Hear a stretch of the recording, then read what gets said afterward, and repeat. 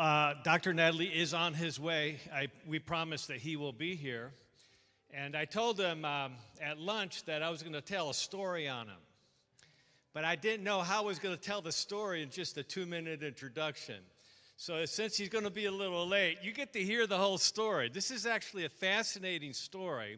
For those of you who don't know me, I'm Dr. Wes Youngberg. I'm a member of this church and the health committee that brought Dr. Nedley here this weekend.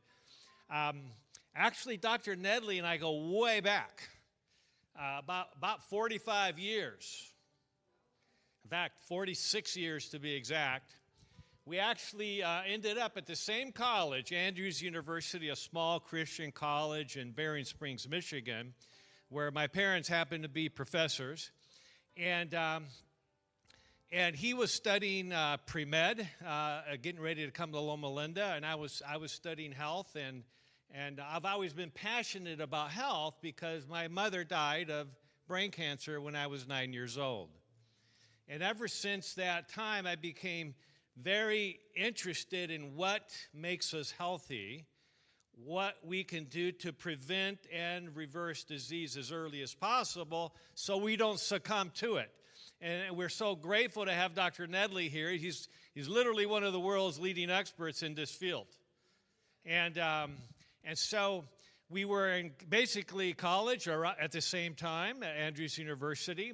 And then in 1984, we both came this direction to Southern California and started attending Loma Linda University, where he went through medicine and I did my public health and lifestyle medicine training. And it was in 2004. Of course, we knew each other all during that time, and since that time, we started to collaborate more together. In 2004, Dr. John Kelly, who is one of our colleagues at Loma Linda University, had an inspiration to start the American College of Lifestyle Medicine. That was 21 years ago. And in order to do that, he had to pull together that small group of top lifestyle medicine doctors that really began at Loma Linda University. And so Dr. Nedley and I were part of that original team of the founding board members of the American College of Lifestyle Medicine. And then in 2005, 1 year later, we end up at the same conference. It was actually the General Conference of the World Church of Seventh-day Adventists, assembling, all the delegates assembling all around the world in St. Louis, Missouri. By the way, that's happening again in St. Louis this very next month. So 20 years ago, 2005, I was actually had a booth, a lifestyle medicine booth, right there at the big hall, exhibition hall. And it just so happened that Dr. Nedley and his depression recovery program had a booth very close to ours. So during a lull in the traffic, we just started talking, and he said to me, he said, Wes, you're a medical missionary in Guam. You're running the lifestyle medicine department in Guam. You should be running the depression recovery program. And I remember thinking to myself, like, when am I going to have time to do that? I'm running full year-long New Start programs, and I'm in charge of the entire Department of Lifestyle Medicine at this large medical center. I'm seeing patients all day long. We're running stress management programs. We're running diabetes reversal programs. We're running all these programs. When am I going to have a time to run the depression recovery program? But I believed in it, and I loved what he was doing, applying lifestyle medicine principles, using lots of labs, which is exactly what we were doing to help reverse diabetes, heart disease, etc. And so I just, I didn't want to be carrying a lot of books and materials back all the way to Guam. It's a long way from Missouri to Guam. It's many, many thousands of miles. But I said, yeah, I should do this. I felt convicted that I should do it. I didn't know when I was going to do it. And so I literally bought the entire package for a doctor to run a depression anxiety recovery program. Back 20 years ago, it was $500. It was already shrink wrapped, and so it was all ready to go. So I just bought the whole thing. And when I got back to Guam, I put it up on my shelf in my office at the clinic. And every day I'd look up at that shrink-wrap box of books and videotapes and, the entire program for a facilitator. And I thought, when am I going to do this? Well, months went by. And about right around Thanksgiving time, this is, so we'd met at this conference in St. Louis in July. Right around Thanksgiving time, I just felt really impressed. The manager of the clinic had come to my office to ask something, and she was talking about the schedule of all the other programs we were doing, and I just felt impressed. Just schedule a depression anxiety recovery program. And I thought to myself, I haven't even opened up the shrink wrap. I haven't even looked at the program, and I didn't know when I was going to have time to prepare. But when the Holy Spirit calls, you just say, yes, sir. Yes, Lord, we'll do it. And so sure enough, we set up the program. We just scheduled it. And then I announced it at church when we were running a church program at Liberty Park on Guam, which is called Liberty Park because that's where the American forces came on ashore to liberate Guam, literally. And while there, running a church service that was promoting the program for the homeless people at Liberty Park and around Guam, one person showed up at our church service. One homeless person that we had invited showed up. Everybody else was on the other side of Marine Corps Drive, which is a 7-lane highway, literally, and it's the biggest road on Guam. And they were waiting for the meal to be served before they show up at our program. Well, while there, I announced that, we were just putting together a depression recovery program. And this gentleman, Joe, came up to me, and he says, I've been suffering from depression, and I'm homeless now for many years. Says, could I come to this program? Well, in Guam, Dr. Nedley knows this, we have what's called the Sabbath Fund. Anything that doctors need to do at the hospital for emergency services that's on Sabbath gets all the money that comes in for that goes into a special fund that is available to anybody in need of other services. And so I said, hey, we'll take it to the committee. And sure enough, they approved his entire package through our Sabbath Fund. And so we told Joe, and I remember the morning, I was so busy getting ready because I'd never done it before, just pulling it out of the package, right? I remember thinking about half an hour or 45 minutes before we were starting a noontime program, how's Joe going to get here? Joe is an amazing individual that I didn't know much about him yet. What I didn't know is that he was suicidal. He carried weapons on him. He had machetes at his little compound in Liberty Park.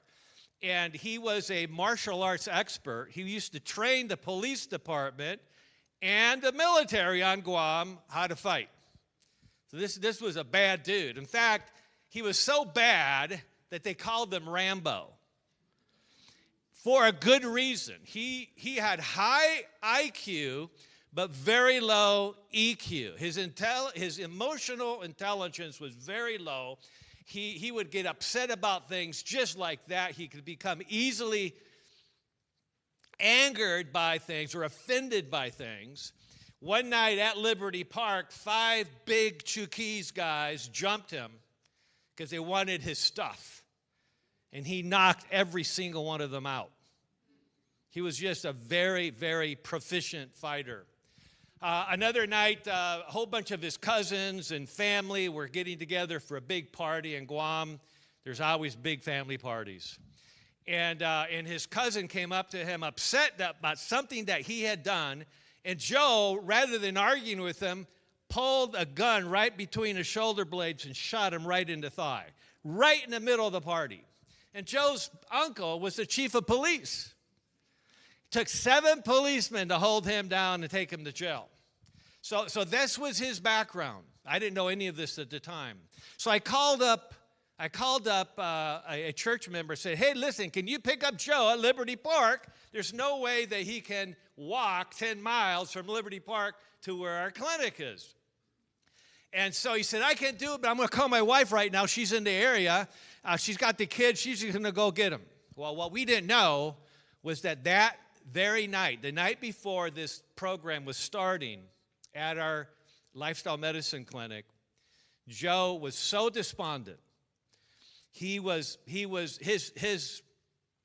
emotional health was just so shattered that he had basically ostracized himself from his huge family in Guam, and now he was homeless. He had been a professor at the university. He was a gifted linguist in the local Chamorro language, and he had given all that up because he just could not handle stress in his life. And so, again, we didn't know any of this. So Nina, my friend's wife, went to Liberty Park and woke him up in his bunker. He called it his bunker. Remember, he had committed himself that he was going to commit suicide when he woke up the next morning.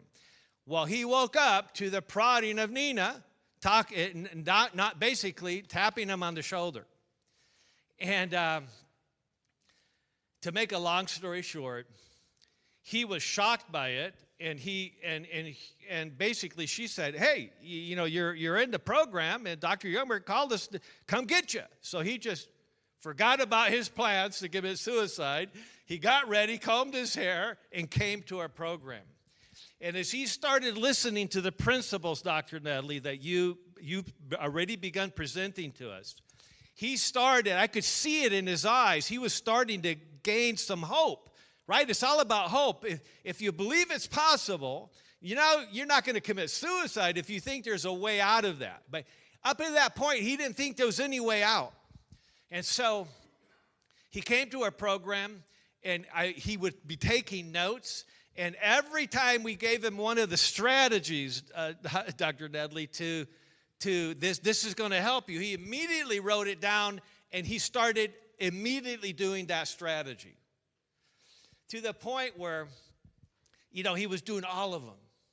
He stopped drinking beer and drinking sodas and eating white rice and refined products and junk, and and barbecue, which was pretty much available to him every day of the week at Liberty Park because of all the parties that were going on. And so he was committed. Halfway through the program, his granddaughter committed suicide. It was devastating to him. But he had gained so much emotional intelligence by that point already that he actually used that as an opportunity to get back with his family, to go to the funeral proceedings, and to actually help his family get through this crisis, which was completely unlike him because they were shocked that he was there at all. And so he basically brought the family together from that point on. 12 weeks went by because we had an extended program. And he was doing so well. I said, Joe, would you come on our radio program? We had a live call-in radio show every Wednesday afternoon. And he says, of course. And so I invited him I interviewed him because he was a changed man, a totally changed man. And he said to he said to me, he says, I noticed that you have programs here at this Christian radio station. You have programs in Korean, in Japanese, and in all these other languages, but I don't see one program in the local language of this island, Chamorro. He was offended. He was offended that we do all these other programs, but not the program for that island. He was very sensitive about that, like many people are in Guam. And I started praying. I said, I don't want to offend this man. I want him to be part of the answer. And immediately the Holy Spirit told me what I needed to tell him. I said, Joe, that's not our responsibility. He looked at me again, all offended like, and he says, what do you mean? This is Guam. We speak Chamorro in Guam. That's the official local language that we've been speaking for hundreds and thousands of years. And I said, Joe, that's your job. You're the Chamorro linguist. You need to do that program for our radio station. And he looked at me in shock. He says, you would let me do that? He says, look, you're the best person for the job. So that day, we worked it out with Matt Dodd, the local manager of Joy 92, Christian radio station there on Guam. And he started translating a whole list of Bible studies into the local Chamorro language. Had never been done in the history of Guam, and he did it himself. And so bottom line, Dr. Nedley, through your program, okay, through a reluctant doctor that didn't have time to do it, but just followed the still small voice of the Holy Spirit, impacted many people, but one person in particular that took that optimized emotional intelligence and ended up having a bigger influence on the island of Guam than I did and my colleagues at the clinic for 14 years of our time there. So thank you, Dr. Nedley. And so I'm going to encourage those of you have influence as well. You can make sure that this program that is available, that Dr. Nedley has put so much time into, you can make that program available in your areas, in your churches. In fact, you don't know this, but I ran your program at the Rancho Family Medical Group for, I think, a dozen different times straight, back and forth. Every 12 weeks, we'd run another program for years. And so this program has made a big impact in our community. Even Linda Cheney did a program right here at our church. So thank you, Linda. And you can too. So with that introduction, Dr. Nedley.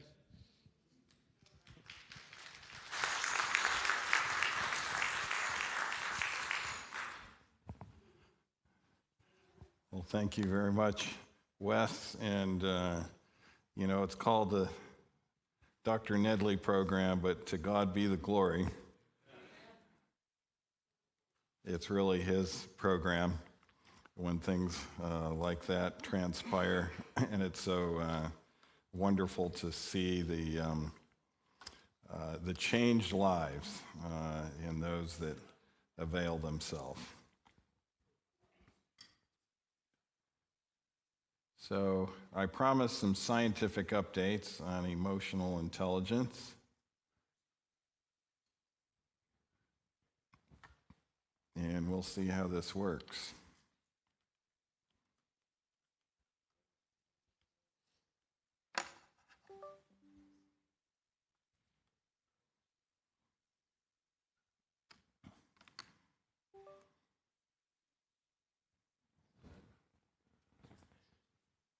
Is it coming up?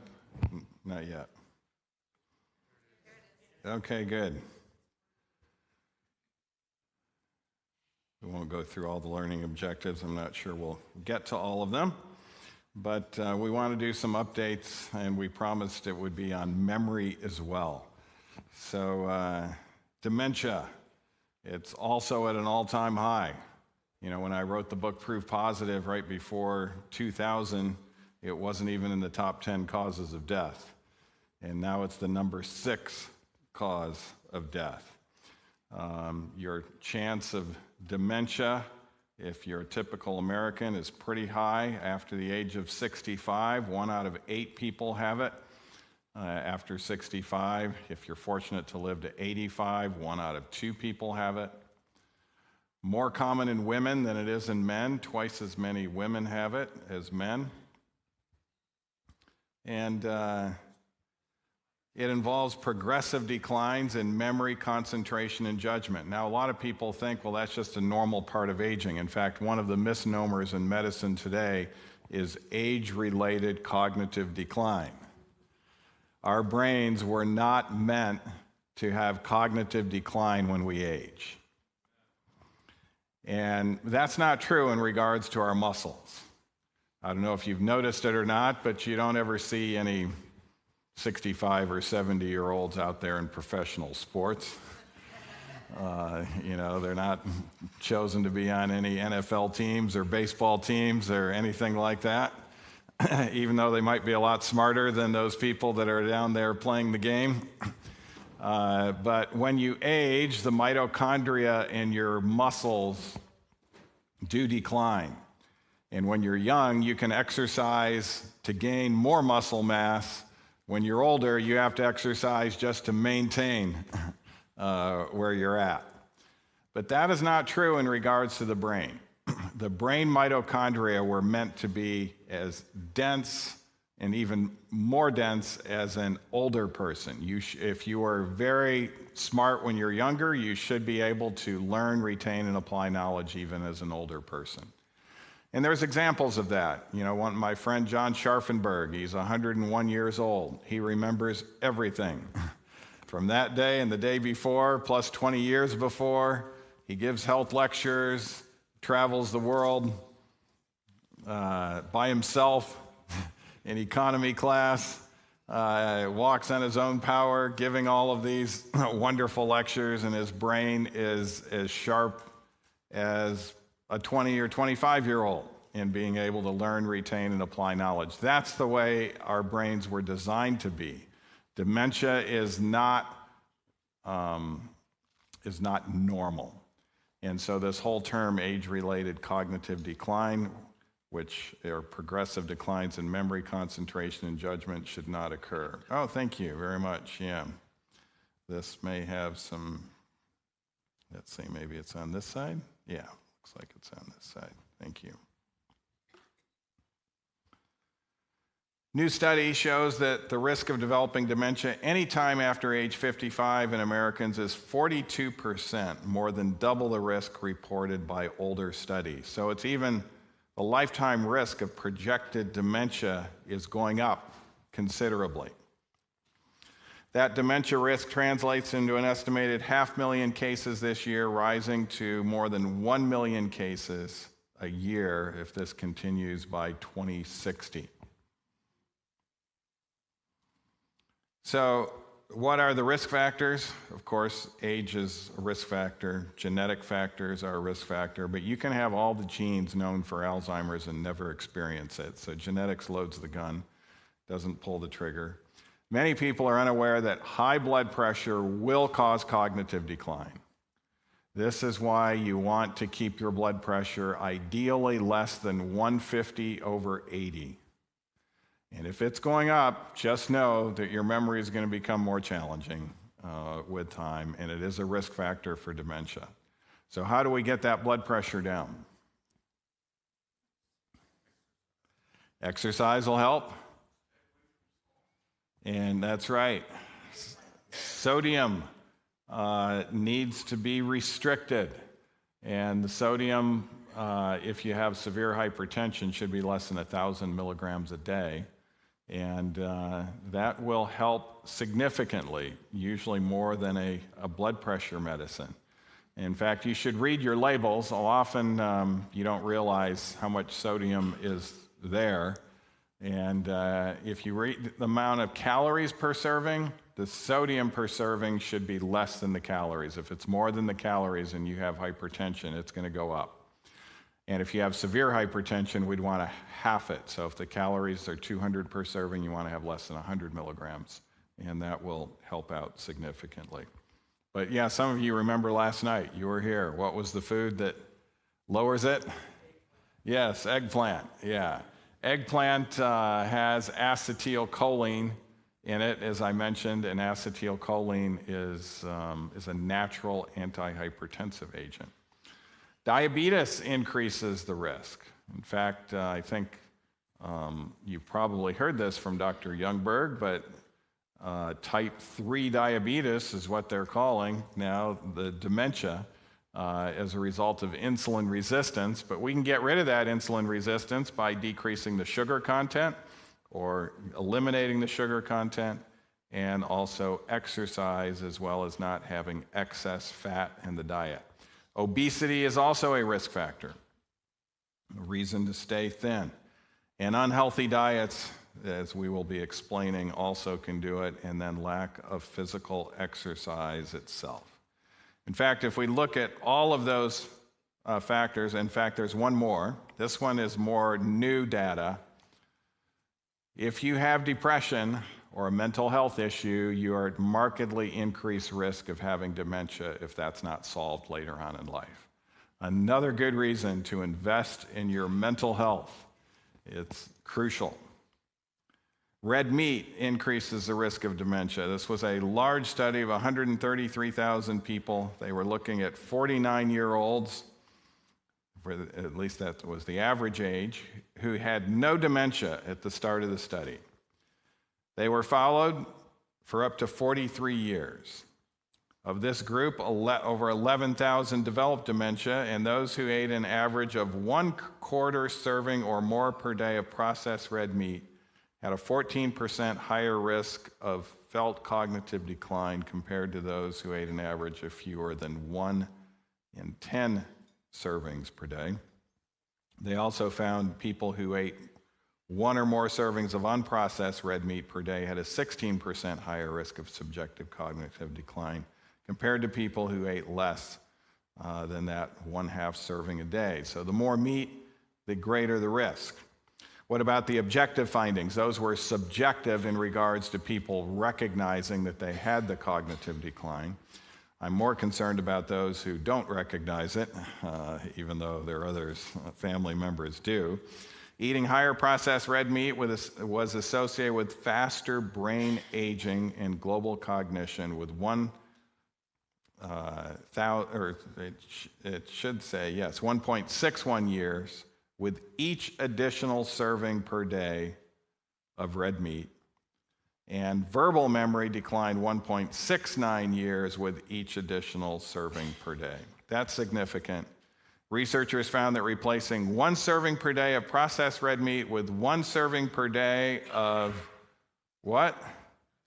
Nuts and legumes, great substitutes if you want to have good protein, was associated with a 19% lower risk of dementia and 1.37 fewer years of cognitive aging. So it flipped on the other side of things when we replaced meat with nuts and lentils. This was a study that came out of COVID, a recent study. As you know, the high-protein, low-carb diet has become popular in a lot of settings. The so-called ketosis diet. If you got COVID, your risk of having severe COVID, needing hospitalized, and even dying was 280% higher if you were on one of those ketosis diets. So ketosis is not healthy as far as viral immunity is concerned. The pesco-vegetarians actually fared very well during COVID, 50%, almost 50% decreased risk of mild to moderate COVID. But the plant-based diet did better than the pesco-vegetarians. That was the best diet to be on during COVID. And that's one thing that Weimar preached pretty heavily when COVID came out. We want to stabilize those plaques. People were dying of heart attacks and strokes with COVID. It increased the risk of clotting. Even the vaccine increased the risk of clotting. So I would tell people, get on a plant-based diet, whether you get the vaccine or not. But if you are going to get the vaccine, you might want to wait till you are on a good New Start program to stabilize your plaques, because there was increased risk of death with the vaccine. I don't know if you remember Hank Aaron, the guy who beat Babe Ruth's home run record, but the African Americans were reluctant to get the vaccine, so he filmed himself on the news media with him getting the vaccine. I'm not afraid of it. But unfortunately, Hank Aaron had advanced coronary disease, and within days, he was dead from a heart attack as the inflammation from the vaccine caused that plaque to hemorrhage, and then he had that fatal heart attack. And so, I mean, he would have had that if he waited to get COVID. COVID would also have caused that inflammation. But nonetheless, the message that should have been preached from the mountaintops, from all of the health organizations, should not have been so much about vaccines. It should have been about New Start. Omega-3, double-blind randomized interventional study provided first-time evidence that long-chain omega-3s exert positive effects on brain functions in healthy older adults, a significant improvement in executive function after 6.5 months of supplementation, and significantly less, what? Brain shrinkage compared to placebo. Now, your brains do have a tendency, not just a tendency, but if you take a look at the typical American, their brains start to shrink about 0.5% per year after the age of 20. And so they'll even call that on the MRI, normal brain atrophy due to aging. This gray matter shrinkage might be considered just normal brain aging, but it was significantly slowed in the supplementation group, the omega-3 supplementation. The researchers also described changes in the white matter of the brain, increased fractional anisotropy and decrease in mean and radial diffusivity, which are both associated with greater structural integrity. So it maintained the connections of the brain. The white matter is about the connections in the brain itself. The measure of EPA and DHA, which are the long-chain omega-3s in red blood cell membranes, expressed as a percentage of total fatty acids, indicates your body's omega-3 status. Below 4% is suboptimal. 4 to 8% is considered good, and above 8% is considered optimal. And I would imagine, I know Dr. Youngberg looks at those things as well. Do you actually look at this index on the red blood cells? Framingham study found what appears to be a threshold value around 4.4. Having more or much more than 4.4 didn't seem to matter, but having less was associated with accelerated brain loss to about an extra 2 years of brain aging, which comes out to about a teaspoon less of brain matter. So those with higher omega-3 levels don't shrink their brain on MRIs 8 years later. The problem is that people who don't eat fish may be under 4.4. It's not all fish that are high in it, but your cold water ocean fish have EPA and DHA, and this used to be a great way to get your omega-3. Now it's not great because all of those fish are high in mercury, which actually is going to cause even more problems. But nearly 2/3 of vegans fall below 4.0, suggesting a substantial number of vegans have an omega-3 status associated with accelerated brain aging. The average American is at 4.5, though if we age and gender match with the vegans, ironically, the omnivores do just as bad. So it's not like that they're doing better. But phase 2 of the study gave algae-derived EPA and DHA to those eating vegan diets with levels under 4.0. 250 milligrams a day took them from an average of 3.1 over the threshold to 4.8 within 4 months. And they found out when they did that, their brains did not shrink. It maintained the integrity. So the question is, should vegans take DHA to preserve brain function? This is a quote from Dr. Michael Greger from nutritionfacts.org. And he's not involved in supplements at all, but this is what he said. This is why I recommend everyone consider eating a plant-based diet along with contaminant-free EPA and DHA, that's talking about non-fish, to get the best of both worlds. Omega-3 levels associated with brain preservation while minimizing exposure to toxic pollutants. And so this is something that, as a result of these studies, we are also recommending. Plant-based is, of course, the best way to go to avoid dementia, but it's not completely dementia-proof. Of course, we would recommend exercise and other factors as well. In fact, let me see if I have this.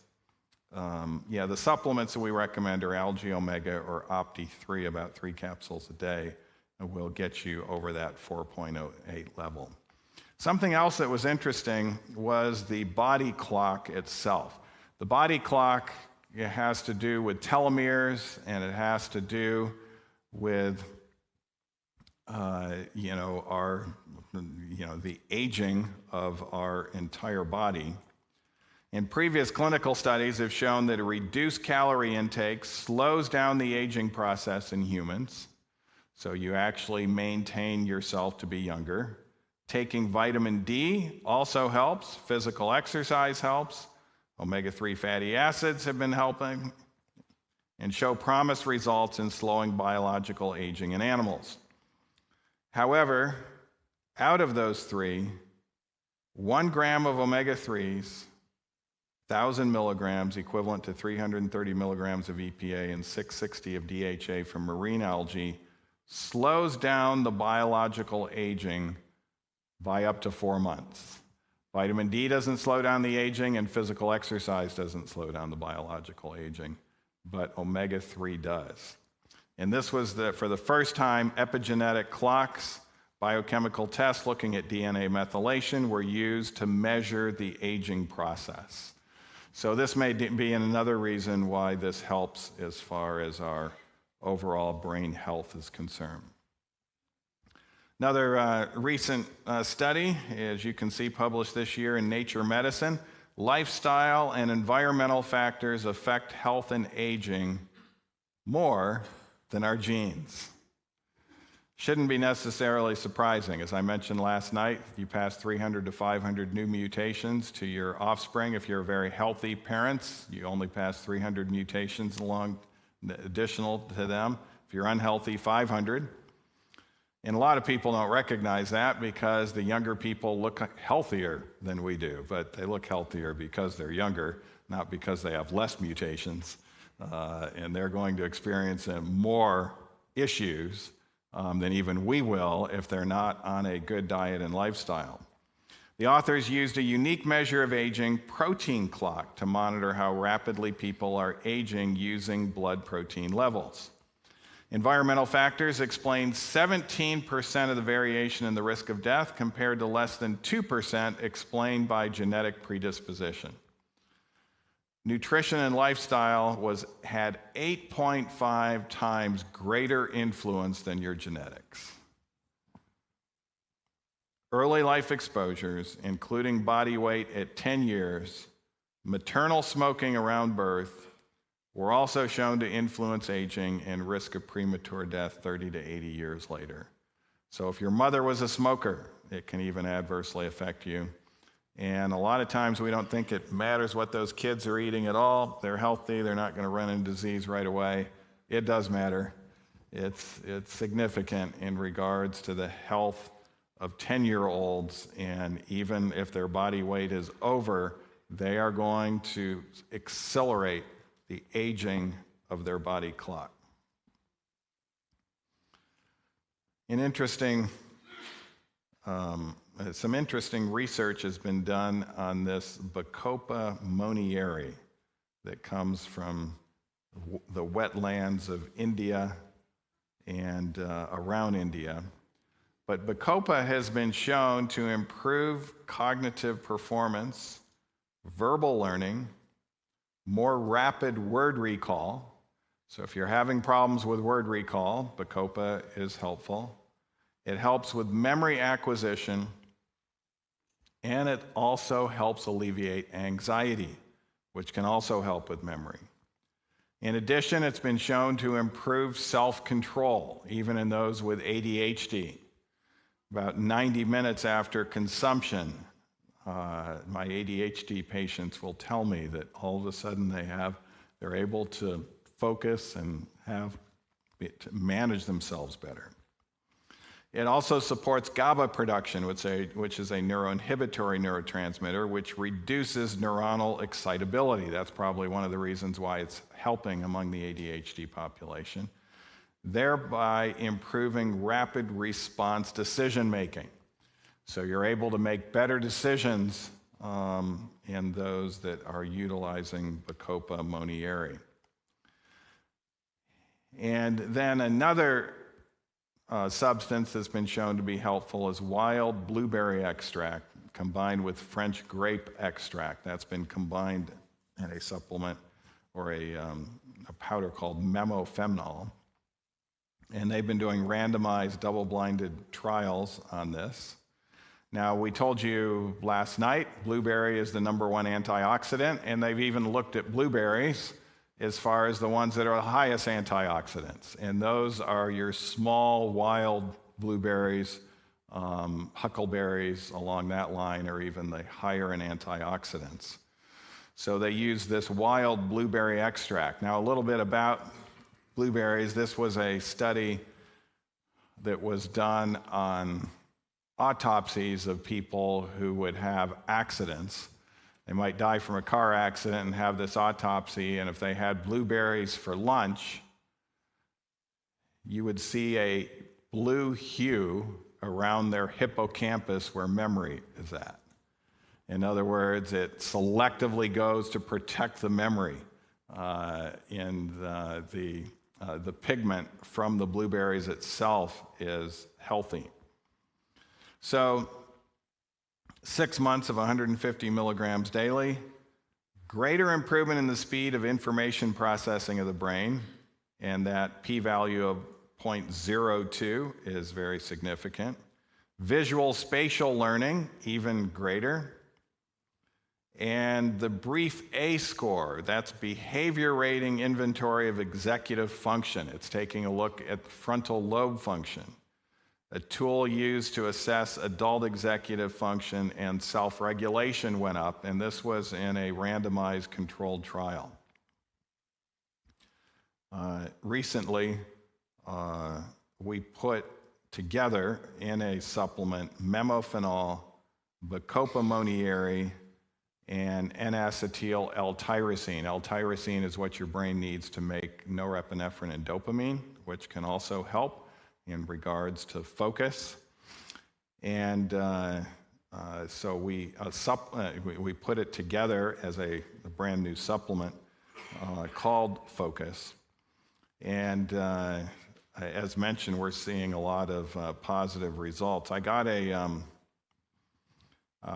the EQ Summit in March, and you're all invited to that Emotional Intelligence Summit every March. But in the EQ Summit, there's an anesthesiologist that attends our meetings, and he had a friend who had a son who was in medical school, and his son failed out of his first year of medical school. So he was telling this guy's father about our Focus supplement, and he also put him on our brain supplement, which has zinc and B6 that can help certain factors. So just with taking brain and Focus, he was allowed to try to take that first year over again. But in March, he showed me the letter from the dean. He had just gotten that letter a few days earlier, so he'd been in the medical school now almost 9 months, repeating his first year.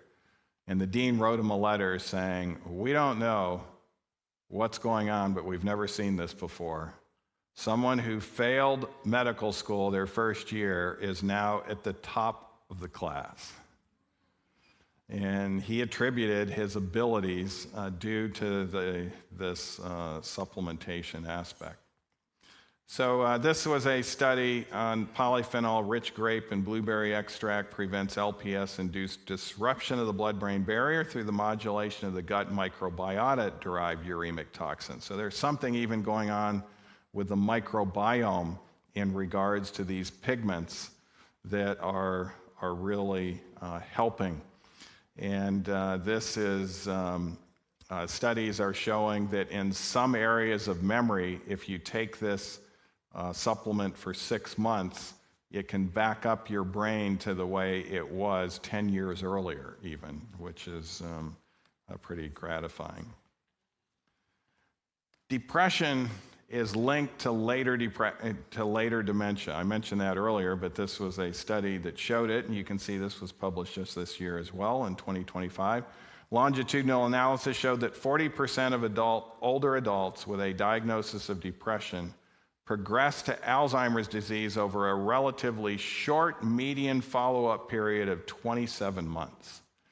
This is why depression should not be put up with. So much of our society just thinks depression and anxiety are chronic diseases that you have to live with for the rest of your life.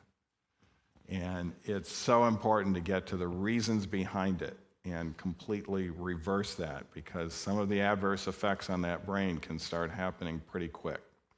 Same analysis found that the risk of progression to Alzheimer's disease was significantly higher among patients who had an active history of depression over the previous 2 years than with those with a more remote history of depression. In other words, they had depression years ago, but they had it resolved, and it was no longer there, and those individuals did not seem to have that high risk of dementia.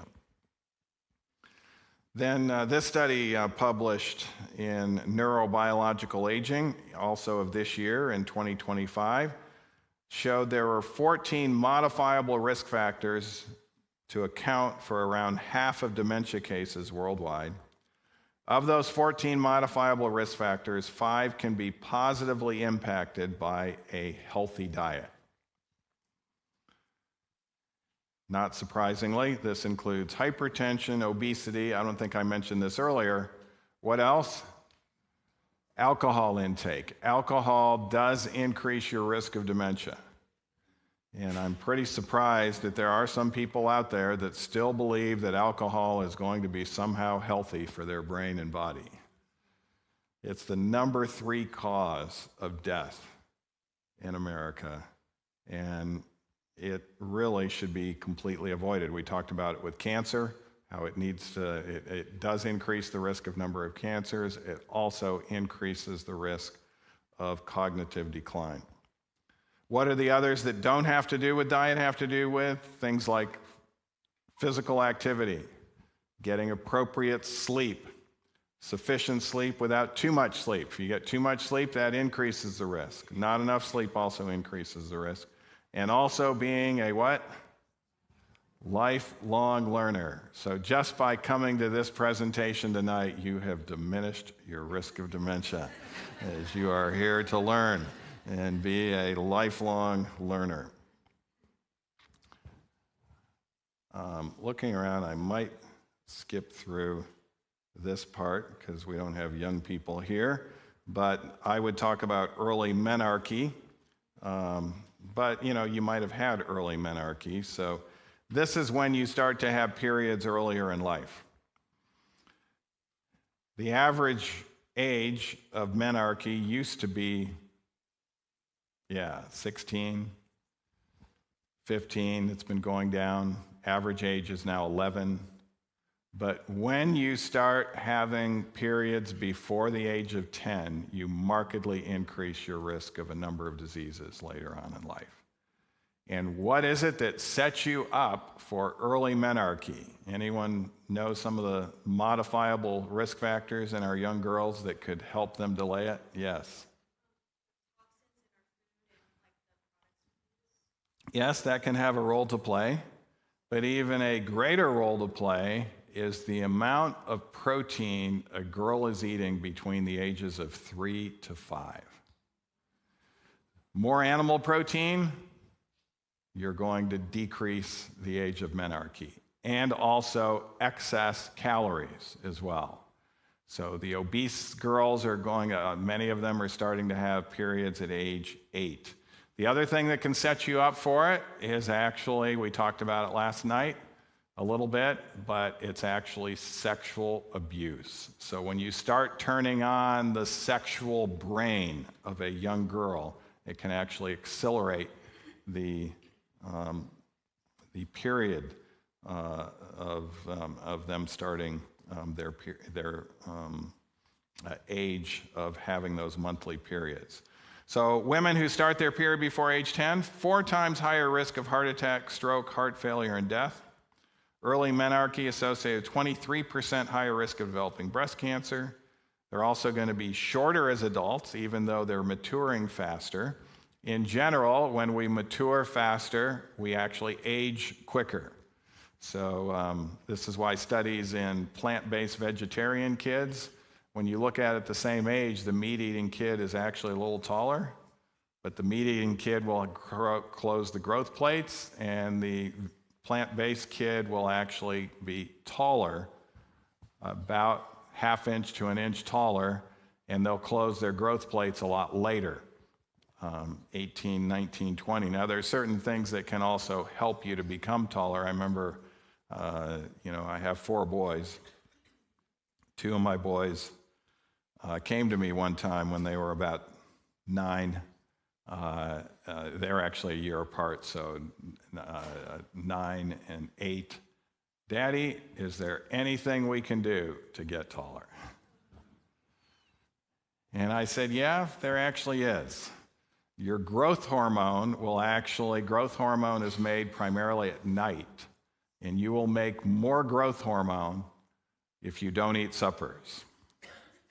So being on a 2-meal-a-day program and not eating suppers. And by the way, this has been shown to help your anabolic thing even after you've quit. And so you're actually going to maintain that. That's one of John Scharfenberg's secrets. At his 100th birthday, I was there for a celebration. It was at 5 p.m. in the evening, and a great plant-based meal was made for him by Chef AJ. And he would not eat it. He said, I haven't ate suppers, and this is why I've been doing so well. One of the reasons why I've been doing so well for all these years, I'm not going to start at 100. So everybody celebrated his birthday with great food, except for him, and he just enjoyed the company of everybody. But anyways, back to how did we happen to talk about that? Oh, yeah, my boys. So one of my boys, the second boy, says, that's it, I'm done eating suppers. And the other boy came back the next day and said, I don't think it's worth it. I'll just eat suppers. And the one who quit eating suppers got taller and taller and passed the boy up. And he's actually even taller than me, even though he comes from if you met Erica today, you can see she's very short, so she doesn't come from tall genes at all. But that growth hormone helped. But notice, early menarche is associated with shorter adult height and higher cholesterol levels. But mental health, it's even more concerning. Early menarche is associated with anxiety and depression. It's one of the questions that we ask on our DAT test. Substance use, more likely to even have suicidal behavior and more likely to have early pregnancy, as well as more likely to have sexually transmitted diseases. When women start to mature, I should say young girls start to mature, they're also maturing sexually as well with this early menarche, and so they're more likely to participate in those sorts of things and also be a victim of sexual violence. When they're so young, they're much more easily manipulated, and they don't recognize sometimes the situations that they are getting into. So causes of early menarche, I already mentioned animal protein. Formula feeding during early infancy can even set you up versus breastfeeding. Increase in subcutaneous fat and high body mass index from over calories, but then, as was mentioned by one of our attendees tonight, early exposure to endocrine disruptor chemicals can have a role to play, and consumption of sugar-sweetened beverages, as well as exposure to early sexual content.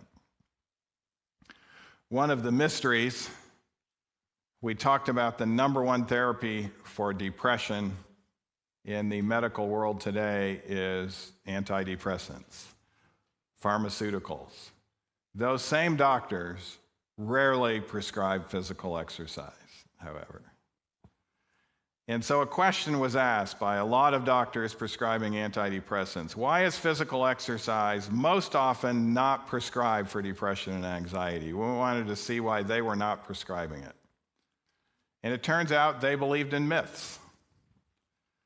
Here was a common myth that doctors believed in. Exercise is beneficial for depression mostly because of its positive effects on the body from the neck down, whereas its effectiveness in treating core features of depression from the neck up is not really thought to be there. In other words, you'll look better, so maybe you'll end up less depressed.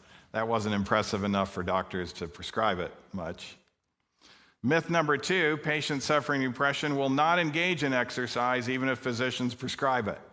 Well, I'm not going to tell them about it because they're not going to do it anyways. These are lazy, depressed people. Why burden them with something that they're not going to do? But it turns out, I have found out, if you write it down on a prescription pad and tell them how to do it, most patients are wanting to recover from depression. And they'll embark on starting that physical exercise program. But there was another myth. They thought only vigorous exercise was effective. And it is true, vigorous exercise is effective, but if you have someone that's totally unfit, how do you get them to vigorous exercise right away? And so they wouldn't prescribe it. But it turns out studies have shown moderate exercise is even helpful. Even some mild exercise studies show help over those that are staying unfit. And then they also said, well, as people age, exercise might be even more harmful for them, and therefore should only be recommended to younger patients. So I'll tell my younger patients about it, but they might injure themselves if they're older, so let's not prescribe it. So effective exercise for depression. This was a systematic review and network meta-analysis of randomized controlled trials that was done within the last year. We found some forms of exercise, walking, jogging, strength training, to have stronger effects than SSRIs alone. So this is a reductionist study. Now, of course, if you use diet, and we talked about supplements the other day, the right supplements, and exercise, you can expect to have a better effect. But walking, jogging, strength training all have stronger effects than SSRIs alone. Exercise may therefore be considered a viable alternative to drug treatment. We also found evidence that exercise increases the effects of SSRIs if you're on it. So it doesn't have to be either or. If you're on an antidepressant, please exercise. Exercise has been shown to be better than talk therapy with a licensed trained therapist, and equal or better to the gold standard of psychotherapy, which is cognitive behavioral therapy. And again, it shouldn't be just one or the other. You can use both of those to help with your irrational thoughts, and the exercise will help with your brain health. So this is looking at the intensity of exercise and the predicted effect. And this is a clinically important difference. So 0 is where you're staying the same.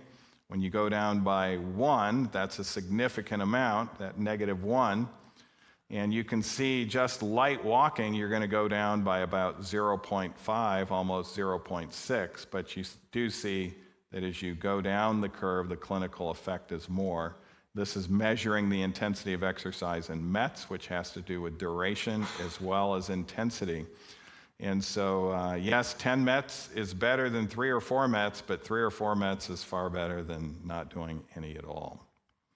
So why does physical exercise help so much is really the question to ask. It is unlikely that any single causal mechanism explains all the findings. Instead, we hypothesize that a combination of social interaction, if it's in a group or a friend or a trainer, experiential acceptance, increased self-efficacy, it requires some self-control to start an exercise program and stay on it, immersion in green spaces, and neurobiological mechanisms, such as we have talked about as well, are many of the benefits, as well as the acute positive effect of all of these combined to generate outcomes. So a lot of different reasons why physical exercise can be helpful.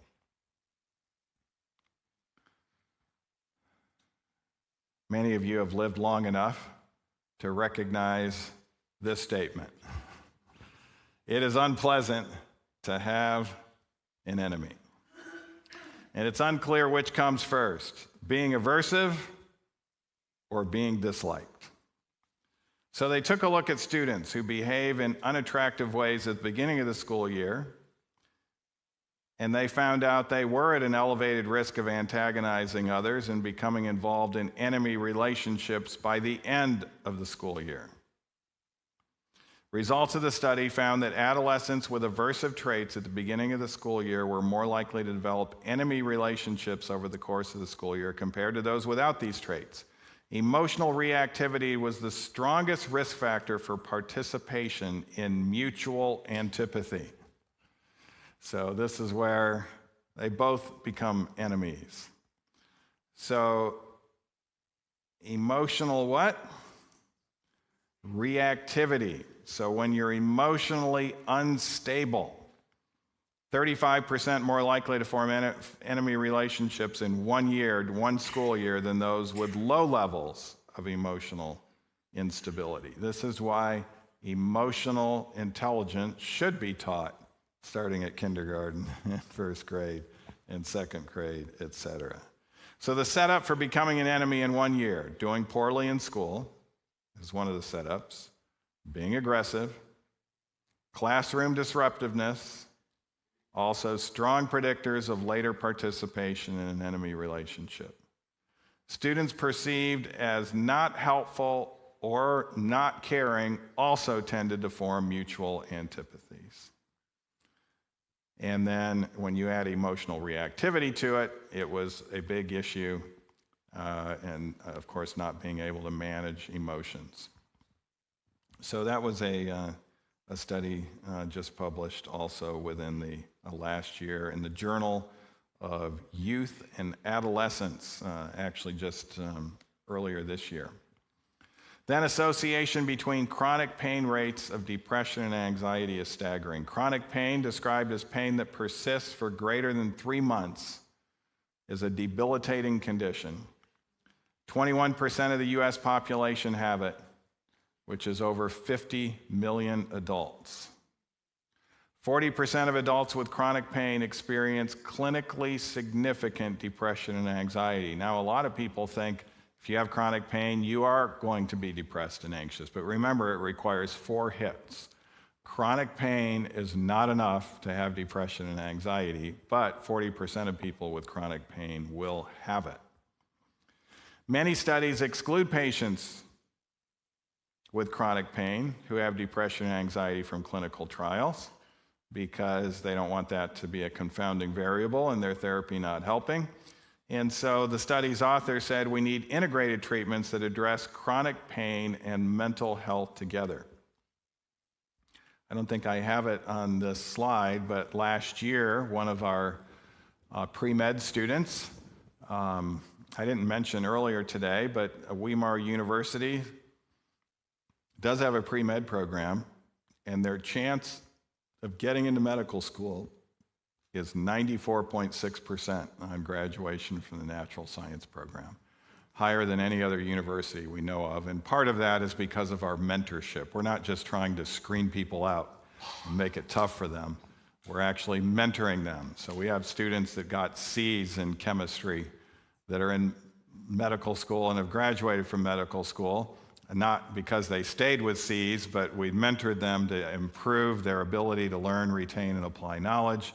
We put them in agricultural programs and other things to help their brain work better, and they got into medical school, and one of them was honored as one of the top 5 students at Loma Linda University upon graduation last year, and he never would have been able to get into medical school going to any other place.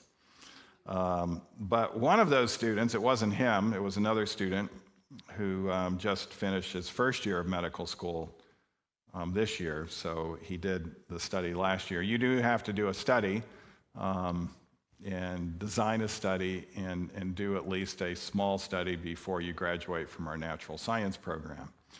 So it hadn't been looked at before, but he just took a look at New Start patients with chronic pain and depression and anxiety recovery patients with chronic pain. And he found out within 18 days, the vast majority of them no longer had any pain on leaving the program. And there were multiple factors that probably played a role in that. One was the hydrotherapy, but also the fact that there is a relationship here between depression and anxiety and chronic pain. So we see a lot of chronic pain getting better when we deal with the mental health issues behind it. So limiting screen time can not only protect teenagers' mental health and adult mental health, but also children's mental health. Children who spend more time on screens, especially mobile devices, more likely to experience higher levels of stress and depressive symptoms in adolescence. Depression and anxiety skyrocketed in 2012 in this country. And there's something that has occurred now in every country since. What happened in 2012? Half of Americans owned a smartphone. And in every country of the world, even in Kenya, that had very little depression, hardly any suicide rates, in 2019, half of their citizens owned a smartphone. And rates of depression and anxiety skyrocketed in Kenya. So there's multiple reasons for that. A lot of it is actually what it's doing with the frontal lobe of the brain. This is the area where we have to manage distressing emotions. And how do the smartphones get involved in decreasing that? Because they lead us to distraction. I don't know how many of you have gotten on your device to do something, and then 3 minutes later, you're not doing that at all. You're actually doing things that distracted you, and then you can go from one distraction to another, and 45 minutes later, you're still on that device, and you're thinking, why did I get on this to begin with? Oh yeah, I was going to look that up. That distractibility part shrinks the anterior cingulate gyrus. You'll see it shrink down even on MRIs. And that anterior cingulate gyrus part of the frontal lobe is where we manage distressing emotions. So if we can't focus, we're not going to be able to manage distressing like that. And in 6 weeks, they'll come back to see her, and over half of those patients no longer have any mental illness that would have been able to be diagnosed. So it's really doubled the mental illness in our society, maybe more so. Higher levels of physical activity are associated with lower stress and fewer depressive symptoms. The link between physical activity and depressive symptoms was weaker than that of screen time and depressive symptoms. And adolescents with both high screen time and low physical activity had the highest levels of stress and depressive symptoms. We have 4 granddaughters now, all under the age of 4. And those parents, of course, they've learned from me and seen the effects of it on others as well, but those parents are not allowing them any screens, any devices at all. In fact, studies show your kids really should be screen-free, if at all possible, at least until age 12, when you can start teaching them to use it intelligently and also very limitedly. The University of California, San Diego, not too far away from here, has done some of the most studies on it. And their studies on over 1 million teenagers, and they've clearly said the happiest teenagers are those who use digital devices less than 1 hour a day. So that should be a max. Group creativity and mental health, comprehensive meta-analysis of 39 studies from 21 countries. Group art intervention, painting or music interventions improve depression and anxiety as much as medications, talk therapy, or physical exercise. This suggests that the act of creating art in a group setting with its inherent social connection and creative expression is what makes the difference. We do this in our depression and anxiety recovery program. We have some art aspects that group creativity is actually a frontal lobe enhancement exercise. Our own creativity has to do with our frontal lobe.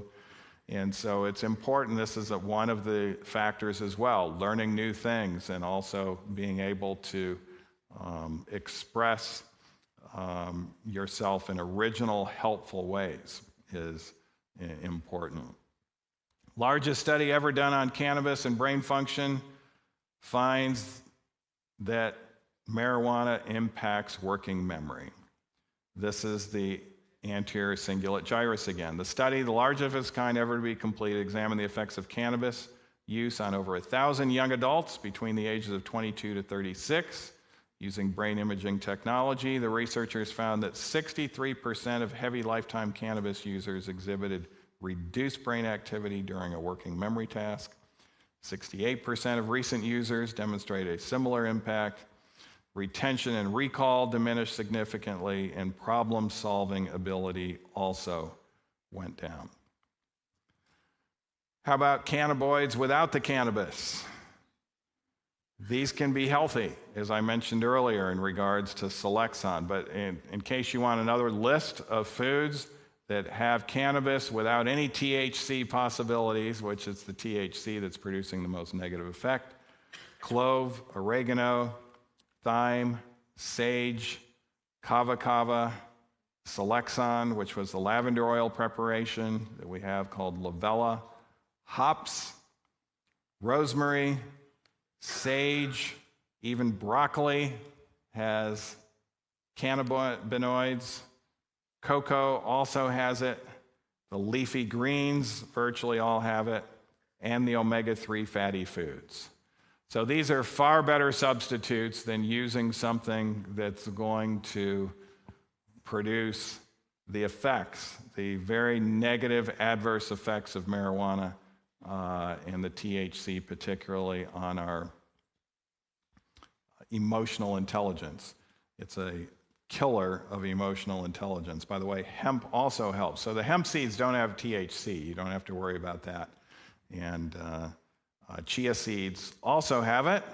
And I think the last one I mentioned is something that we recommend, tablespoon 3 times a day when people come to our residential program, and that is flax or flaxseed. We don't necessarily like the flax oil because the flax oil has omega-3, but it doesn't have the tryptophan, the tyrosine, and the healthy cannabinoids. And so it's not going to be near as helpful for the mental health.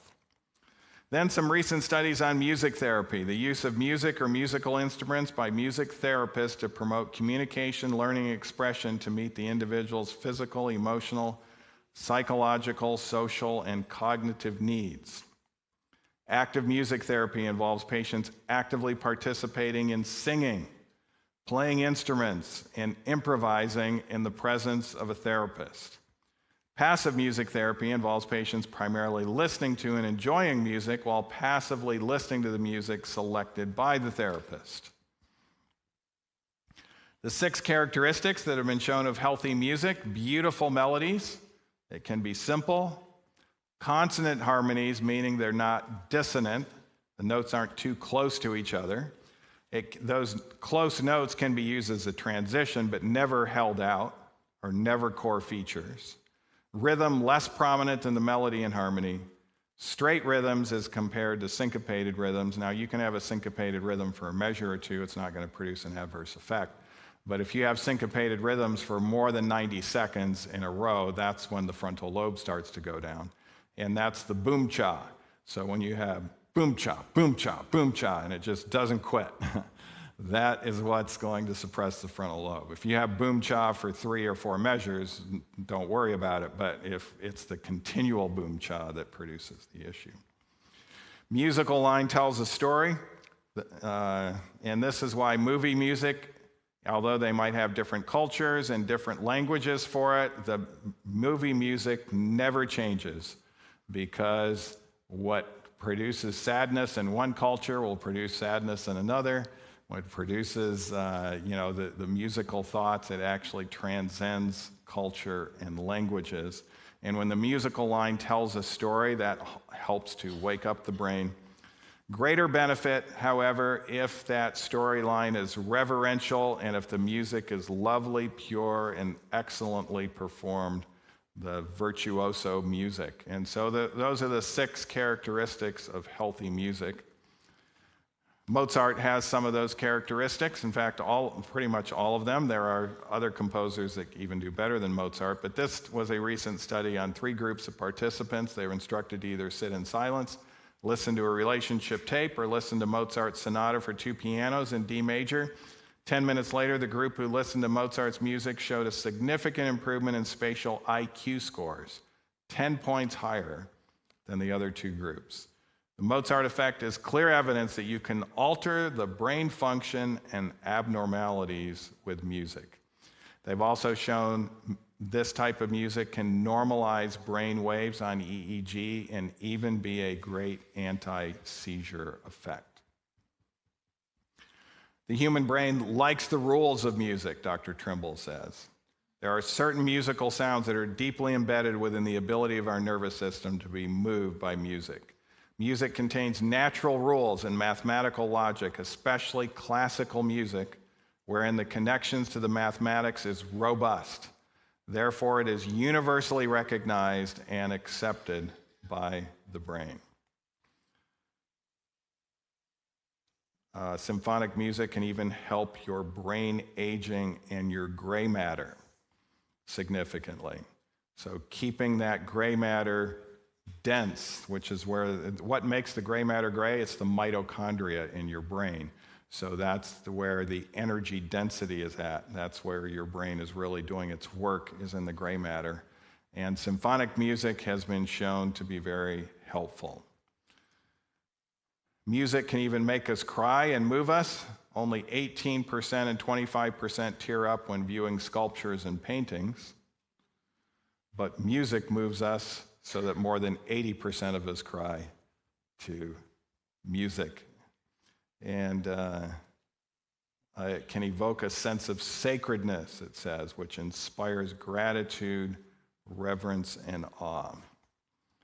So this was a study, 15 minutes of listening to New Age music versus rock and roll versus classical. Rock music produced increased feelings of hostility, fatigue, sadness, and tension. This was the after effect of the music. Reduced people's mental clarity and vigor in their feelings of caring and relaxation.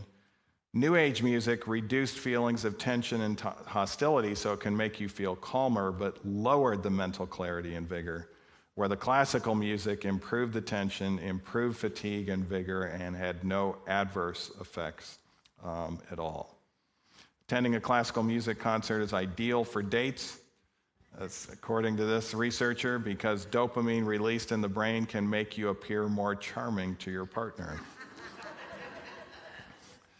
Beautiful music also increases oxytocin, a love bonding chemical. The release of dopamine induces happiness and ignites sparks in the brains and cognitive reward systems. When people experience chills or shivers down their spine while immersed in classical music, they're experiencing a phenomenon in which the brain's reward system is fully activated and aroused by such a moving experience. We will see this, and people will talk about this. So one time during our 10 days, we will have an entire concert. It's just 1 hour, where we're playing the type of music that is most mentally healthy, and our participants will tear up. They will have those shivers down their spine, and the studies show that will help their brain health for 2 weeks. So it's not something you have to necessarily do every day, but once out of 2 weeks, listening to very healthy music can be very beneficial. So there's been 21 studies now on music therapy and depression in controlled, randomized fashion. Single intervention of passive music therapy for 60 minutes was helpful. Total duration of 20 hours had a much more significant effect on depressive symptoms over the course of many weeks. Then I wanted to close with melatonin. I'll open it up for questions. Melatonin is the most potent antioxidant known. It topically has been found to treat atopic dermatitis, which is eczema, reduce wrinkling, treat sunburn, reduce the risk of skin cancer, and even treat hair loss in women. Increases in the bloodstream occur in response to morning blue light therapy. When you have morning blue light therapy, you make a lot more melatonin at night. And melatonin is also increased by fasting in the evening instead of eating. But new research shows near-infrared light therapy is also beneficial. Near-infrared penetrates your brain. You can get this from sunup to sundown when you're outside exercising or just sitting there reading your Sabbath school lesson. It shows that near-infrared will penetrate your skull down to the length of your gray matter. So that's where it is occurring in those neurons, and it increases intracellular melatonin production. Stimulates brain cells to produce more energy, potentially leading to clearer thinking and improved mood. Near-infrared light therapy reduces inflammation in the brain, which is also a factor in its mental health condition. So if you get off your devices, you're going to be more likely to go outside. And when you go outside and get that infrared light, it is also having benefit. And Dr. Scharfenberg credits his brain health for that as well.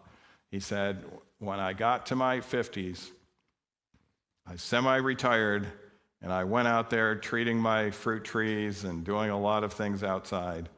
And he said, my other relatives, they were on a very similar diet than me. I was on a very healthy diet. But he said they were not outside. They were indoor people. And he said they all died in their mid-80s. But he had the difference of the no supper plan plus the near-infrared light that probably had a significant impact on him. Traumatic brain injury will also cause depression. Of 32 of 39 patients, post-treatment scores indicated a remission from depression when they were treated with near-infrared light. So if you've had a concussion, there's two things we recommend: omega-3 and near-infrared light. And they can maintain their response in improving depression by 55 months by being on this. And then a study on near-infrared light on well-being and health in human subjects with sleep-related complaints, double-blind, randomized, placebo-controlled trial. Morning exposure to near-infrared light 5 days per week for 4 consecutive weeks of healthy individuals with sleep complaints showed consistent positive benefits on well-being and health, improved mood, reduced drowsiness in the daytime, resting heart rate improved. But it was interesting, this improvement was only observed when? In winter. And of course, winter depression is far more common. We call that seasonal depression. But in the summertime, when people are out more and there's more light, because the light extends, morning to evening, we tend not to see that effect on getting an infrared light box. This was using an infrared light box because they're getting their infrared from the sun itself. So you don't need to have an infrared light box if you're getting it from the sun. No significant effects on sleep or circadian rhythm were noted. So that's some updates in regards to science and mental health, and I'll be glad to circulate a microphone. I was told that there might be more questions tonight, so we're ready to answer them if we can. If you want to ask a question, you got to get me. So don't just ask a question without having a mic in your hand. So first one right here. I'm curious about the secondary effect of smoke from cannabis. We live in an area where like every third building is selling. And as you walk down the street or in neighborhoods, it is so powerful. And I know cigarette smoke has that statistic of affecting you. Do you know if there is anything that speaks to the results of cannabis exposure secondhand? So it took us years to figure out the secondary effect on tobacco smoke in individuals, and so we can't clearly state it with data, but we can extrapolate and use logic and recognize that it's not beneficial secondhand either. And so, of course, the closer you are to it, the worse. But, there's even, we moved to a place in Northern California. Erica loves being remote. So we're just 20 minutes from Weimar and the mountains where there's not a house within a 2-mile radius of us. We got a little 20-acre lot there, and we didn't realize our neighbor was going to sell 60 acres and 20-acre lots very expensively to marijuana growers. And all of a sudden, we thought there were skunks. Where are these skunks coming from? And different seasons. And of course, it's called skunk weed for a reason. They smell just like skunks. But it was the marijuana growing. But it actually helped in 2015 when California passed this law having marijuana legalized, because these guys were all illegal growers. And so all of a sudden the police showed up and said, did you realize, are you leasing your land to marijuana growers? No? Well, they're growing marijuana on your property. We didn't even know it. And they shut them down, and the marijuana growers decided they wanted to sell at least the lot next to us, the 20-acre lot, because they couldn't grow marijuana anymore on it. And so we knew how much they had bought it for, and they put in wells and all of that in order to water their marijuana plants and everything. And so we offered them the amount that they put into it, and they said, nope, we're going for more. About 3 months later, they texted me and said, we'll take it at that price if you're still willing. And so we bought that for a buffer, and but yeah, we're concerned about it as well. Fortunately, we don't have that skunk weed anymore. Any other questions? Yes.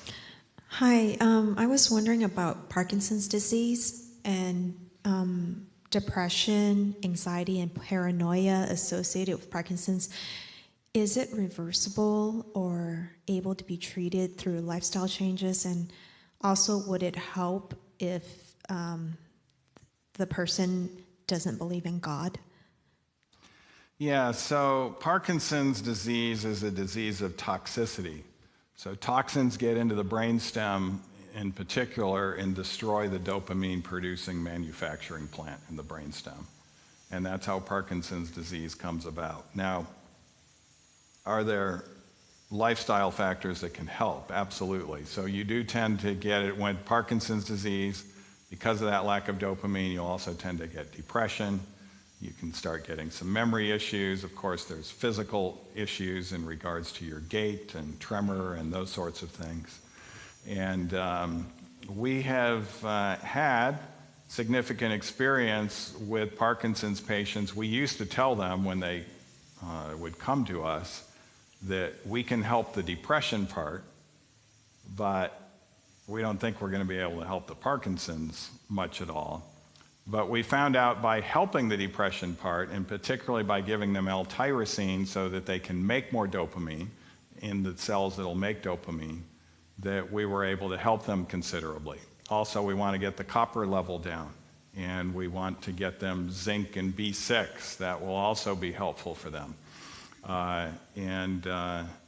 One woman in particular, we actually didn't accept her because she was kind of total care. She was advanced Parkinson's. And we only have 20 spots. And so we have to have people that can comply with the program. And we didn't accept her at first, but then her husband said, I will come. And, you know, we also don't have 24/7 nursing care, so we don't dress our participants. We don't feed them orally, and she needed to be fed and dressed and bathed and those sorts of things. And the husband said, I will come, I will do all those things for her.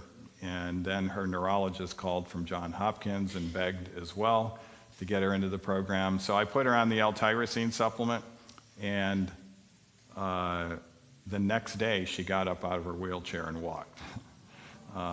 We didn't cure the Parkinson's, but we were able to help the dopamine production significantly. So yes, there are some things that we can do, but we can't cure it.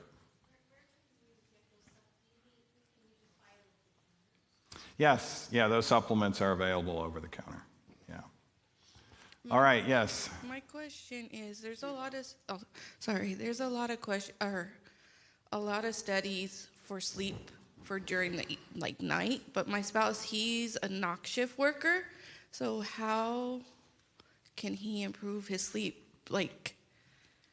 status. Does he work 5 days a week or 3 days a He's week? How working often? like 6 to 7 days a week. 6 to 7 days a week on the night shift, yeah. So what we recommend, it's actually easier when you're working more days. I'm worried about these nurses that only work 12-hour shifts, and they're 7P to 7A only 3 days a week, because the other 4 days they go to days, and so they've just got this circadian rhythm hit. But studies have shown you're actually better off being on the night shift consistently, and even when you're awake. I mean, even when you're not working, you stay on that night shift time, and then you figure out when your daytime is going to be. And whenever your new daytime is going to be, utilizing that blue light will help set your circadian rhythm. And when you sleep in the daytime, you need to sleep in complete darkness so you get more of that melatonin.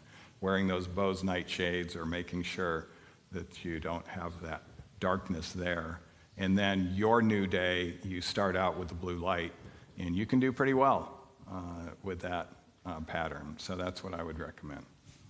Someone already asked my question, but Wes, can I get the L-tyrosine through you? Great, thank you. I'll be making an announcement on that as soon as we're done. We can help you. Okay. Yeah, Dr. Nedley, I went through your program, and I recently went to Loma Linda Marietta, and they're trying to help me get my life back. I spent a lot of money trying to figure this out. I can't stand Satan, and I really need help with this church. But I love Jesus, and I'm here today because of him. But Amen. Thank you, Scott. Well, praise God, and we're certainly glad to help however we can as well. Yes. I have a question about aging and short-term memory. That's an issue with me.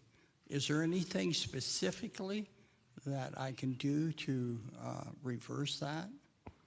Yeah, so we talked about a couple of things here. The algae omega supplements can be helpful. The memophenol and Bacopa monieri are two that can be very helpful. Of course, being on an exercise program, being on a regular sleep-wake schedule, and being on a high antioxidant diet, all those can be helpful as well. And then the less screens, the better. Yes. There was a supplement that you mentioned before you were talking about the blueberries, and I did not get it, and it sounded so good. I'd like to know. Yeah, was that Bacopa monieri? Yes. Yeah. Copa monieri. Yes. Okay. Yeah. Thank you. Yes, you're welcome. By the way, I think Erica has some things outside. She's setting up a table if you want to look at some of those things, and some of our books will be out there as well.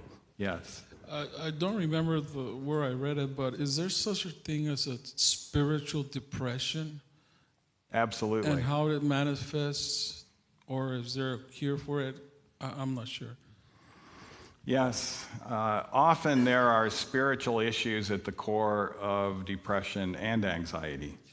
And so it's one of the reasons why our program does not neglect that. We're a comprehensive program, and everyone cycles through our spiritual counselor, and we design the spiritual aspect to be quite insightful and to be able to help in regards to connectiveness to God and taking care of some of the root spiritual issues. But yeah, it's critically important, and most programs totally neglect that aspect of things. Yes. This feels a little off topic, but it's something that affects sleep. Restless leg syndrome or jumpy legs. Yes. Do you have any suggestions besides like upping your calcium, upping your potassium, and if none of those things work? Restless legs is a dopamine issue, actually, in the brain. And so it's also a lack of dopamine production. So one of the things that can be helpful is the same thing I recommended for the Parkinson's patient, which is L-tyrosine. L-tyrosine actually helps us to make more dopamine. Exercise also helps as well. And we have some people with restless legs. They need quite a bit of exercise. I have a patient, if he doesn't do 8 miles, he'll walk it. But if he does 8 miles a day, no restless legs whatsoever. And it'll just be totally resolved. So some people need to even exercise more, but exercise is one of those things that can help with dopamine production. It can help even essential tremors and also help the restless leg syndrome. The medications for it are all trying to simulate dopamine. That's how they all work for the restless legs. Sorry. All right. I have one more question, sorry. Yes. I'm interested in hearing more information about your in-house depression recovery program. For someone who has gender dysphoria and is suicidal and has attempted suicide on more than one occasion, would it be helpful for them even if they are like antagonistic toward Christianity, like they have very unpleasant experiences around Christianity? Like, is that something that your program can help with, or is being Christian, or at least being willing to hear it, a requirement to do the program for the mental health? So yeah, great question. We have gender dysphoria in all of our programs now. I can't remember a program where we haven't treated gender dysphoria. It's very common, in the younger ages in particular. Of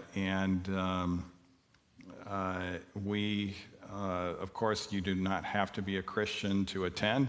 We've treated Hindus, Muslims, Jews, as well as, even more commonly, atheists. Atheists and agnosticism is pretty high as well. But we do have them be part of the entire aspect. So there are, the morning and evening sessions tend to be more centered on the spiritual and analytical, because it helps with the frontal lobe. And we tell them, although it's required for them to attend those sessions, they don't have to agree with everything, just agree with what they can agree with and run with that. And then they'll cycle through our spiritual counselor, who will help them with their worldview to be consistent. I can tell you that many of our gender dysphoria patients have very inconsistent worldviews. They'll believe in this, which totally disagrees with their belief in that. And so he can help them to have a consistent belief. And as that consistency and logic of those beliefs increase, then it can really help their condition, no matter which side they're on. So we don't, our program is not, it is designed to help the core issues of the depression and anxiety. And it's not mandatory at all that anyone accept the faith, etc. However, most participants by the end of the program are recognizing, because the Bible is utilized in the presentations, and they'll even assign biblical reading passages that could help the particular person. They start to recognize that the Bible is actually a mental health book. It's not against them, it's for them. And they'll often want to learn more about it. Even though they were antagonistic to begin with. So yes, we would accept them, but they would have to know that attendance at those things is part of the requirement. We do get some people that want to do their pick and choose and coming to the program. We call it they just want to do their designer program, and we'll tell them before they come, as well as we tell them, you had a chance to do your designer program before you came. Give this a try for 10 days. We're only asking you to do it for 10 days. And then you're going to be able to decide what you're going to keep and what you don't keep. And as they really immerse themselves in everything that we're recommending, in those 10 days, they're doing so much better that they recognize, things that I thought I would never do, I'm going to do when I get home. Yeah.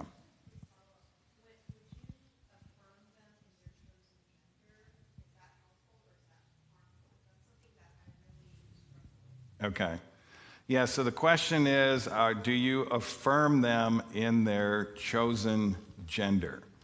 So most gender dysphorias, not all, but by far and away, most gender dysphorias, we're talking 98% or higher, are actually a disorder of assumption. So disorder of assumption, an example of a disorder of assumption is anorexia. where a person who has anorexia nervosa looks in the mirror and sees themselves as fat. So the solution to that is to not to tell them that they are fat. In fact, to affirm them in their identity as being fat could actually end up killing them. And so if it's a disorder of assumption, we help them to logically understand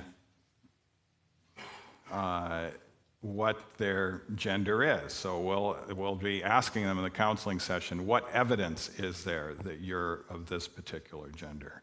Is there evidence that you might be the other gender? And they work through that themselves, and often they realize, I actually am the biological gender that I have, and I'm not the other way. Now, I say there are some exceptions. I mean, in our last program, we had an individual that had genetic expression issues, and also actually was, in some settings, you might say, a true hermaphrodite. This was an XY, so it was a male. The male had a testicle, but also had an ovary streak, and the testicle was not descended and had female genitalia at birth, so was raised a female. But very masculine voice, would beat even most males at arm wrestling, looked like a male, acted like a male, but was raised female. And hadn't really resolved all of this. Of course, never had any periods, never had any of those issues. But during the program, as a result of us looking at all the tests and everything like that, and was willing to be counseled, decided that he was actually going to transition to being a male instead of a female, because that's actually what he was, even though he was raised female. Now, since he had already been raised a certain portion of his time, we would have been willing to work with him either way. But when it came through that whole counseling aspect of things, he chose that he was going to be male, and he even chose how he was going to reveal that to others that were close to him in regards to all this. There were some issues in the hydrotherapy department because he looked like a male, and when he first came in there, he was actually identified as a female, and so he was coming to the female hydro section. And of course, that freaked out our females. What is this male doing here? Because he looked like a male, he talked like a male, he acted like a male, everything about him was male. By the way, the ovary, even though he had an ovarian streak, the estrogen levels were not high. The testosterone levels were high. They were normal male levels. And so it was quite a process and quite some counseling, as he had all sorts of issues as a result of his status. And it wasn't anything that he chose himself, That was something that he just had to endure in regards to all of that. But so that's why it's not 100%. But anyways, hopefully that's helpful in regards to how we would deal with that. Well, thank you so much, Dr. Nedley, for being here. We could spend another couple hours asking questions, couldn't we? So we're grateful that you've taken time of a very, very busy schedule to spend some time with us here in Fallbrook. And we know that you're going to spend a little bit of time at your table, maybe answering more questions, and you have some materials, additional information that for some of you that want to take advantage of that. And so we'll let you go to that now. But before you go, would you be willing to just say a prayer? Sure. For this audience and also our audience online, a prayer blessing that what many of the things you've said this weekend have probably have impacted people, and just pray for the Holy Spirit, that the Holy Spirit will guide them to make good decisions. Father in heaven, we thank you so much for everyone that has attended this series. And we thank you that you are still in the business of healing today. We thank you that you have, through science that we've been discussing this evening, as well as through your inspired word, given us so much information as to how we can live life more abundantly. And we pray, Lord, that each of us would avail ourselves of this information, that we would, through your Spirit, be able to apply it. And we also pray for those who could not make it, who are maybe online watching as well. And even those who might have been so mentally challenged or emotionally challenged that they didn't even come, even though they wanted to come. We thank you for this Fallbrook community who's put on the Community Depression and Anxiety Recovery Program. And we pray that these individuals that need help would still avail themselves of the resources that could produce a transformative change in their life. And we now pray your blessing on the health of body, mind, and soul of each individual here. May you bless them. In Jesus' name we pray. Amen. Again, thank you, Dr. Nedley. And as we give Dr. Nedley an opportunity to get set up in the back, before we dismiss, let me just make an announcement. Some of you know that we've been planning for several months to make available a program that is specifically dealing with dementia prevention and management. And this is a program that I've been doing for many years called Reignite Recognition. In other words, how we can reestablish an optimal cognition or thought process, memory, and so forth. And so many of the principles that Dr. Nedley addresses from a depression, anxiety standpoint also apply to cognition. I didn't even know Dr. Nedley was going to talk about depression tonight, or dementia tonight, but it's very appropriate. So starting within the next few weeks, if you're already on a mailing and you received an email relative to this program, then you'll get the announcement that gives you information about when we're going to start doing our dementia prevention and recovery program. Just a few months ago, I had a patient who was the office manager for a large neurology group practice in San Diego. And she explained to me that there are so many individuals developing memory and cognitive problems in the last few years that, normally when somebody's in their 70s and 80s, they're struggling with that, as Dr. Nedley pointed out. 1 out of 2 individuals over the age of 85 have dementia. 80% of that is of the Alzheimer's type. And yet what they're finding in the last few years, they've noticed that is happening much earlier, 20, 30 years earlier, so much so that they don't even have enough room to take care of the older dementia patients because there's so much of a demand for neurologic services. So that is part of the reason that our church has already approved the offering of such a program. And if you're on the email list, you'll be getting information from us in the next few weeks' time. So God bless you. Looking forward to seeing some of you who want to either prevent, maybe you have a family history of dementia, like I do. My grandfather had Alzheimer's. My uncle has Alzheimer's. I'm on the full program myself, and I'm going to teach you how to do the same thing. And even if you have current issues with dementia, you can improve if you're willing. So God bless. You're dismissed now, and take advantage of Dr. Nedley's booth in the back outside the church.